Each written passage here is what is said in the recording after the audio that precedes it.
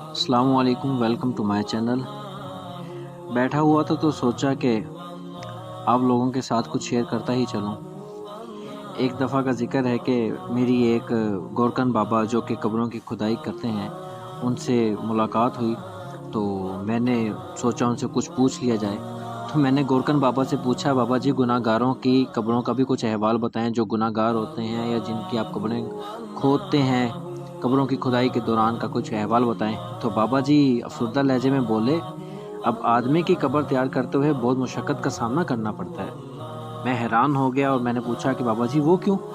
تو انہوں نے فرمایا کہ قبر کی مٹی سخت ہوتی ہے تو کہیں پتھر قبر کی تیاری میں رکاوٹ بن جاتے ہیں، اور آج کل قبروں کی کھدائی کے دوران سانپ اور بچھو کا نکل آنا عام سی بات ہو گئی ہے۔ کئی قبروں کی کھدائی کرتے ہوئے عجیب سی وحشت طاری ہو جاتی ہے۔ چونکہ قبر کی کھدائی ننگے پاؤں کرنا پڑتی ہے تو کئی قبروں کی کھدائی کے دوران میرے پاؤں جلنا شروع ہو گئے تھے۔ میں نے اپنی زندگی میں قبر کی تیاری کے دوران قبر سے دھواں بھی نکلتے ہوئے دیکھا ہے اور آگ کے شعلے بھی۔ کئی قبروں میں تدفین کے بعد قبروں پر رات کو آگ جلتے بھی دیکھی ہے، اور قبروں سے چیخو پکار بھی سن چکا ہوں۔ یہ باتیں بابا جی مجھے میرے مختلف سوالوں کے جوابات میں بتا رہے تھے، اور میں عالم تصور میں اپنی قبر کی فکر میں گم ہو گیا کہ نہ جانے میری قبر میں سے روشنی نکل کر ان گورکن بابا جی کا وجود روشن کرے گی یا گورکن کے پاؤں جلا ڈالے گی، اور پھر کیا خبر قبر بھی نصیب ہو کہ نہ ہو۔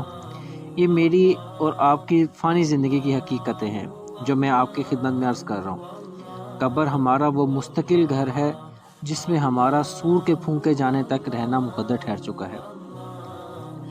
کبھی کبھی اپنے دلوں سے یہ اپنے عارضی گھروں کو کچھ دیر کے لیے نکال کر ان کو فراموش کر کے قبرستان میں جہاں میں نے اور آپ نے اپنی مستقل رہائش اختیار کرنی ہے جا کر ان کے مکینوں کی رہائش گاہوں کو بھی دیکھ آیا کریں، تاکہ اپنی رہائش گاہ کے پلاٹ کا بھی اندازہ ہو، اور اس میں اپنی رہائش کے لیے خیالوں اور تصور میں تانے بانے بھی بنتے رہا کریں۔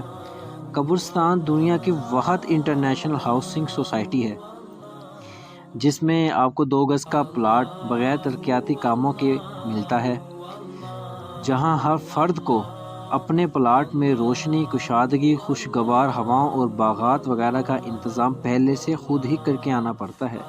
لہٰذا کیا ہی اچھا ہو کہ جب میں اور آپ اپنے مستقل گھروں کی طرف جائیں تو سارے انتظامات پہلے سے مکمل ہوں، اور کمی ہو تو صرف ہماری خود کی آمد کی۔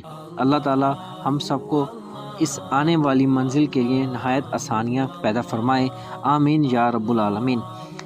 میرے نہایت محترم مکرم اور قارئین کرام، چلتے چلتے ایک آخری بات عرض کرتا چلوں کہ اگر آپ کو میری یہ پوسٹ اچھی لگی ہے تو برائے مہربانی اس کو سننے کے بعد تھوڑی سی زحمت فرما کر اپنے دوستوں سے بھی شیئر کر لیا کیجیے۔ یقین جانیے کہ اس میں آپ کا بمشکل ایک لمحہ صرف ہوگا، لیکن ہو سکتا ہے کہ اس ایک لمحے کی اٹھائی ہوئی تکلیف سے آپ کی شیئر کردہ پوسٹ ہزاروں لوگوں کے لیے سبق آموز بن جائے۔ جزاک اللہ، اپنی دعاؤں میں یاد رکھیے گا۔ اللہ حافظ۔